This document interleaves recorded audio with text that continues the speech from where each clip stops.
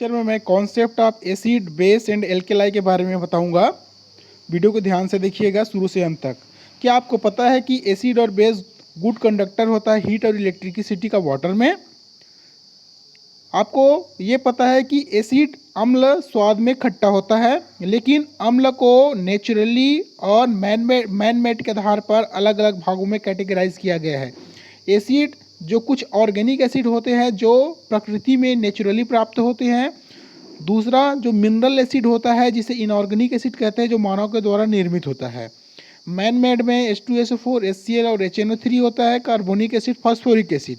उसी प्रकार से नेचुरल में लेमन में साइट्रिक एसिड स्कॉर्बिक एसिड पाया जाता है, एप्पल में मैलिक एसिड पाया जाता है, टोमेटो में ऑक्जेलिक एसिड पाया जाता है। उसी प्रकार से बहुत सारे नेचुरल प्रोडक्ट में अलग अलग प्रकार के एसिड्स हमें प्राप्त होते हैं। तो ये आप लोगों को बेसिक, यदि आपको समझना है केमिस्ट्री तो आपको पता होना चाहिए। बेसिसिटी ऑफ हाइड्रोजन क्या होता है? Number of hydrogen atom replaceable in molecule, मतलब किसी अणु से जितने हाइड्रोजन रिप्लेसेबल होगा उतनी उनकी बेसिसिटी ऑफ एसिड होगा।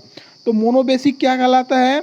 जैसे HCl से एक हाइड्रोजन रिप्लेस होगा तो उसको मोनोबेसिक एसिड। H2SO4 से यदि 2 हाइड्रोजन रिप्लेसेबल होगा तो उसको डाइबेसिक, और यदि बोरिक एसिड से 3 हाइड्रोजन निकलेगा, ठीक है, रिप्लेस होगा तो उसे ट्राइबेसिक एसिड्स कहा जाता है।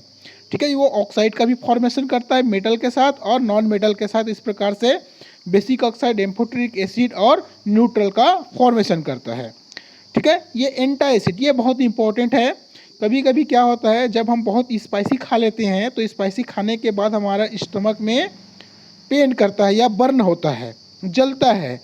ठीक है, तो उस समय में क्या होता है, हम कुछ टैबलेट्स लेते हैं। वो टैबलेट्स का एंटा एसिड जो मैग्नीशियम हाइड्रोक्साइड या एल्युमिनियम हाइड्रोक्साइड के रूप में रहता है, जो हमारे स्टमक में जाने के बाद क्या करता है, ठीक है, एसिड के साथ रिएक्ट करेगा और साल्ट और H2O का फॉर्मेशन करता है, जो हमारे पेट की जलन को कम करने का कार्य करता है।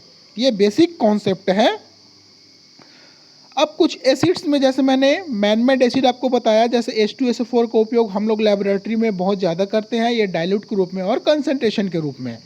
जिसमें सॉल्यूट का अमाउंट ज़्यादा होता है वो होता है हमारा कंसंट्रेशन, जिसमें सॉल्यूट का अमाउंट कम हो उसको कहा जाता है डाइल्यूट। तो H2SO4 का बेसिकली यूज़ किस में होता है? कार की बैटरीज में, और क्या बनाने में होता है? फर्टिलाइजर बनाने में, लाइक अमोनियम सल्फर का फॉर्मेशन में भी H2SO4 का उपयोग किया जाता है। HCl का उपयोग ग्लू बनाने में, डाइंग रंजक के रूप में किया जाता है। स्टार्च के फॉर्मेशन के लिए HCl का उपयोग भी किया जाता है।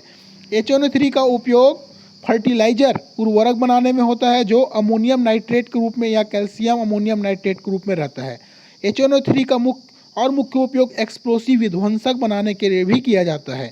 एक्वारेजिया, आपको पता है कि HNO3 और HCl को एक्वारेजिया के रूप में जानते हैं, जिससे इस एक्वारेजिया से हाई डेंसिटी ज्वेलरी या ज्वेलरी के डिज़ाइन के लिए उपयोग किया जाता है।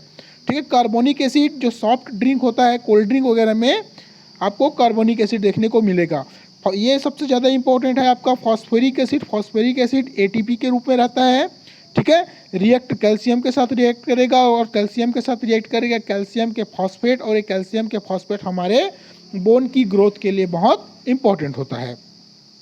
दूसरा चीज़ देखें, बेस को हम जानते हैं कि ये स्वाद में खट्टा होता है। ठीक है, तो इसके जो कंपाउंड होते हैं मेटल के साथ हाइड्रोक्साइड का फॉर्मेशन करते हैं। तो मेटल के ऑक्साइड वाटर के साथ मिलकर हाइड्रोक्साइड का फॉर्मेशन करेगा। सबसे पहले मेटल ऑक्सीजन के साथ मिलकर मेटल के ऑक्साइड, और वाटर के साथ मिलकर हाइड्रोक्साइड का फॉर्मेशन करता है। तो डिफरेंट एलिमेंट में देखिए यहाँ पर बेस के साथ हाइड्रोक्साइड का फॉर्मेशन हो रहा है। ये भी क्या होता है, इलेक्ट्रिसिटी का वाटर में गुड कंडक्टर माना जाता है। एल्केलाई क्या होता है? सभी एल्केलाई बेस है, लेकिन सभी बेस को एल्केलाई नहीं कहा जा सकता। मोस्ट इम्पॉर्टेंट पॉइंट, जैसे सोडियम हाइड्रोक्साइड, ठीक है, पोटेशियम हाइड्रोक्साइड एल्केलाई है। ठीक है, वाटर क्रिस्टलाइन क्या होता है? जो साल्ट की एबिलिटी होती है किसी वाटर के साथ कंबाइन होकर जो हाइड्रेटेड बॉन्ड का फॉर्मेशन करता है, जिससे वाटर का क्रिस्टलाइन स्ट्रक्चर का फॉर्मेशन होता है। अब इसमें कुछ नया टर्म आप लोगों ने सुना होगा हो सकता है, इफ्लोरोसेंस, डेलिक्वेशन और हाइग्रोस्कोपिक नेचर। वो क्या होता है, कुछ जो हाइड्रेटेड जो साल्ट होता है वो स्लोली लूज, ठीक है, आसानी से लूज वाटर के साथ नहीं होता रूम टेम्परेचर पर, उसे इफ्लोरोसेंस जैसे वॉशिंग सोडा आसानी से लूज नहीं होता, ठीक है। कुछ हो जिनकी अवस्था में परिवर्तन आता है, ठीक है, जैसे सोडियम हाइड्रोक्साइड, ये सब्सटेंस सिर्फ मॉइस्चर को एब्जॉर्ब नहीं करता एयर से, बट मॉइस्चर से ही डिज़ोल्व हो जाता है, इसलिए इसको डेली लिक्विडेशंस या डेली लिक्विडेशंस कहा जाता है। इसका एग्जांपल है सोडियम हाइड्रोक्साइड। दूसरा, जिनकी अवस्थाओं में चेंजेस नहीं होता, लेकिन क्या करेगा, ये सब्सटेंस वाटर वेपर को एब्जॉर्ब करेगा, ठीक है, किससे, एयर से, और उनकी अवस्था में बिना चेंज किए परिवर्तन हमें दिखाई देता है। ऐसे कंपाउंड को हाइग्रोस्कोपिक नेचर का कहा जाता है।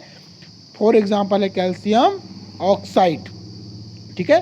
कुछ केमिकल का जनरल यूसेज है, जैसे कि NaCl नमक के रूप में हम उपयोग करते हैं, ठीक है। फिश और मीट को प्रिजर्व करने के लिए भी इसका उपयोग किया जाता है। NaCl का उपयोग केमिकल बनाने के लिए, क्लोरीन HCl सोडियम हाइड्रोक्साइड बनाने के लिए किया जाता है। सोप बनाने के लिए भी इसका उपयोग किया जाता है, ठीक है। दूसरा, वॉशिंग सोडा सोडियम कार्बोनेट, ठीक है, इसका उपयोग ग्लास बनाने के लिए, पेपर, कास्टिक सोडा बनाने के लिए, रिफाइनिंग प्रोडक्ट बनाने के लिए या पेट्रोलियम बनाने के लिए किया जाता है। सोडियम बाइकार्बोनेट, जिसे हम बेकिंग सोडा कहते हैं, इसका उपयोग फायर एक्सटिंग्विशर, ठीक है, आग लगती है तो लगती तो बुझाने के लिए, ठीक है, उसमें क्या पाया जाता है, सोडियम बाइकार्बोनेट होता है जो आग बुझाने में मदद करता है। एंटीसेप्टिक के रूप में भी इसका उपयोग किया जाता है साल्ट का। कुछ फर्टिलाइजर जैसे नाइट्रोजन बेस्ड है, फास्फोरस बेस्ड है और पोटास बेस्ड है। तो फर्टिलाइजर का क्या उपयोग है, सॉइल में जो मिनरल है, ठीक है, सॉइल में जो न्यूट्रिएंट है धीरे धीरे करके ख़त्म हो जाती है, तो उसके न्यूट्रिएंट को बनाने के लिए आर्टिफिशियली रूप में फर्टिलाइज़र का उपयोग किया जाता है। तो कुछ फर्टिलाइज़र नेचुरल होता है, कुछ आर्टिफिशियल होगा, जो बायोकम्पोस्ट होगा, ठीक है, जैसे काऊ से गड्ढे खोदने के बाद उसमें डालते हैं, उसके बाद पानी भरने के बाद वो वहाँ पर कंपोस्ट का जो फॉर्मेशन होता है वो नेचुरल फर्टिलाइज़र कहलाता है। आर्टिफिशियल रूप में जो मैन्युफैक्चर करके बनाया जाता है, जैसे नाइट्रोजीनस फर्टिलाइज़र, इससे क्या होता है, नाइट्रोजीनस फर्टिलाइज़र से ये प्लांट के लिए नाइट्रोजन, हमें पता है कि प्लांट के लिए नाइट्रोजन बहुत रिक्वायर होता है क्योंकि ये प्रोटीन का संश्लेषण करता है। इस नाइट्रोजीनस फर्टिलाइज़र से यूरिया खाद का उपयोग किया, यूरिया खाद बनाया जाता है, अमोनियम सल्फेट बनाया जाता है, कैल्शियम अमोनियम नाइट्रेट बनाया जाता है और पोटेशियम नाइट्रेट बनाया जाता है। फॉस्फेट फर्टिलाइज़र, फॉस्फेट हमारे प्लांट के ग्रोथ के लिए बहुत ही आवश्यक है। इससे सुपर फॉस्फेट, ये भी एक खाद है जो फॉस्फेट फर्टिलाइज़र के अंतर्गत आता है। पोटास बहुत रिक्वायर है किसी भी प्लांट के रूट के फॉर्मेशन के लिए, ठीक है, वो जो इंसेक्ट से फाइट करता है और उसके वृद्धि के लिए बहुत ही ज़्यादा आवश्यक होता है, मतलब कार्बोहाइड्रेट के सिंथेसिस के लिए ज़रूरी होता है। तो पोटास फर्टिलाइज़र में पोटेशियम नाइट्रेट, कैल्शियम क्लोराइड और पोटेशियम सल्फेट होता है। तो इस प्रकार से मैंने आपको जनरल केमिस्ट्री के बारे में बताया। ये जनरल केमिस्ट्री आप लोगों को केमिस्ट्री की नींव रखने के लिए बहुत ही ज़्यादा आवश्यक है।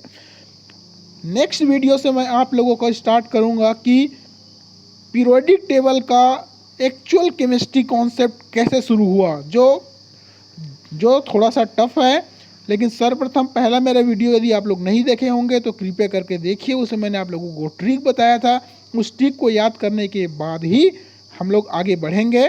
तो आई होप ये वीडियो पसंद आया होगा आप लोगों को। Thank you.